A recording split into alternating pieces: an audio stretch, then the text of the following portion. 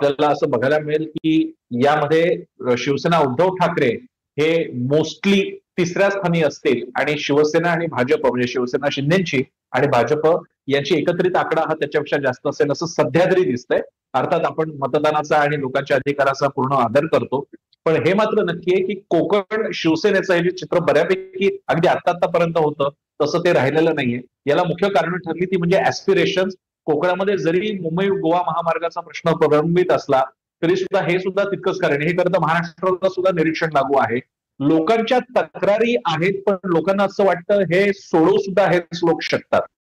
कारण ज्या समृद्धी महामार्ग वेगवान रीतीने बनवण्यात आला, ज्या प्रकारे पुणे मुंबई हायवेच्या बाबतीत सुद्धा काही ठिकाणी जे काही एक्सटेन्शन बनवण्यात आले ते ज्या गतीने करण्यात आले ते पाहता कोकणातल्या या नव्या ऍस्पिरेशन असलेल्या पिढीला आणि लोकांना सुद्धा तेच वाटतंय. ज्या प्रकारे जमिनी पटापट विकल्या गेल्या होत्या या एक्सटेन्शनसाठी, नंतर आपल्याला कल्पना आहे कोकणामधल्या प्रकल्पांच्या बाबतीत सुद्धा आता ते जुनं कोकण राहिलं नाही की जिकडे सरसकट विरोध असतो. आता प्रकल्पांच्या बाजूने सुद्धा बोलणारे अशा गोष्टी बघायला मिळतात आपल्याला. ही बदलती परिस्थिती पाहता कोकणामध्ये आता भाजप स्वतःचे पाय रोवू लागलेला आहे आणि मला आश्चर्य वाटणार नाही की यावेळी भाजप आणि शिंदेची विशेषतः भाजप आपण बघूया कोकणामध्ये म्हणून तर त्यांचं एक सायझेबल असा आकडा आपल्याला बघायला मिळू शकतो. प्रिया,